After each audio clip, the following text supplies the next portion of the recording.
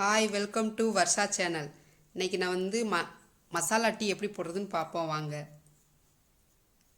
First நல்லா பால் கொதிச்சு தேயிலெல்லாம் போட்டுட்டு நமக்கு நல்லா டீ கொதித்து இறக்க போகிற சமயத்தில் நம்ம அந்த பிரியாணிக்கு சேர்க்கக்கூடிய அன்னாச்சிப்பூ, கிராம்பு, ஏலக்காய், பட்டை இந்த 4 பொருளையுமே டீயோட நான் சேர்த்துக்கோங்க. இந்த 4 பொருள் சேர்த்தாதான் அது மசாலா டீ ஆகும்.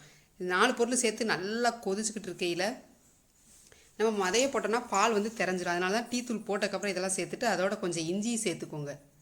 எல்லாம் போட்டதுக்கப்புறம் ரொம்ப நேரம் கொதிக்க விட வேண்டாம். ஏன்னா இஞ்சி வடை என் பிள்ளைகளுக்கு பிடிக்காததுனால ரொம்ப நேரம் நான் கொதிக்க விடலை, உடனே இறக்கிட்டேன். இந்த டீயை நீங்கள் குடிச்சு பார்த்து எப்படி இருக்குன்னு கமெண்டில் சொல்லுங்கள். இதுக்கு பேர் வந்து மசாலா டீ.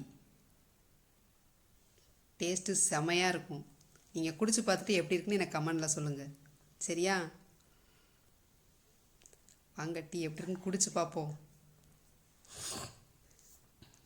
சுகர் வந்து உங்கள் தேவைக்கு சக்கனை சேர்த்துக்கோங்க. சுகர் வந்து நான் ரொம்பலாம் சேர்க்கலை, லைட்டாக தான் போடுவேன். அப்போ தான் நமக்கு அந்த பட்டை கிராம்பு இலை வாடை வந்து நல்லா கமகமன்னு வரும். ரொம்ப சுகரை சேர்த்துட்டோம்னா எல்லா வாடையும் இஞ்சி வாடை எல்லாமே ஒரு மாதிரி போட்டதே தெரியாத அளவுக்கு போயிடும்.